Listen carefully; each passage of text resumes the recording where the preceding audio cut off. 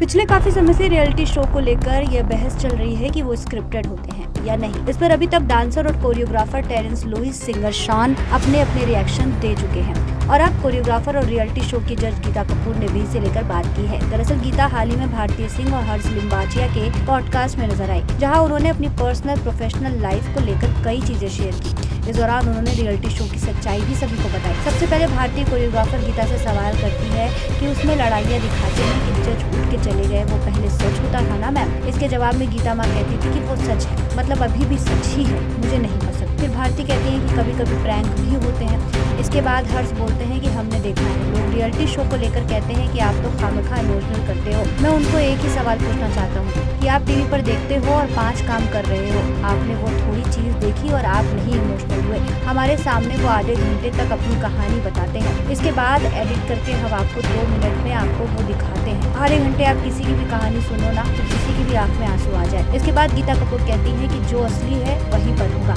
आप जबरदस्ती ना रो सकते हो, क्योंकि अगर एक्टर हम होते तो हम कुछ दूसरा काम कर रहे होते। बहुत सारे लोग ये पूछते हैं कि रियलिटी शो कितना रियल है। फिर आते हैं ना, जब बहुत सारे लोग गेस्ट बनकर और इसे कर चले जाते हैं तो कहते हैं कि हमें लगा था कि ये सब स्क्रिप्टेड होता है। इसके आगे उन्होंने कहा कि कुछ चीजें जरूर स्क्रिप्टेड होती है। उन्होंने आगे बिग बॉस का जिक्र करते हुए कहा कि शो में जहाँ 24 घंटे लगातार आपके सिर पर कैमरा है, आप कितनी एक्टिंग कर लेंगे। गीता ने आगे कहा, एक राइटर के रूप में आप इसे समझेंगे और वो श्रेय जाना भी चाहिए राइटर को, या जो क्रिएटिव होते हैं और समझते हैं कि इस इंसान में टैलेंट इतना है, लेकिन इसके आगे पीछे की क्या कहानी है, क्या वो भी लोगों को पसंद आएगी। क्योंकि हम जितना भी बोले कि डांस ही देखना चाहते, लेकिन कहानी सबको सुननी होती है। किसी की लाइफ में झांकना हमें भी अच्छा लगता है, वरना बिग बॉस जैसा शो नहीं चलता।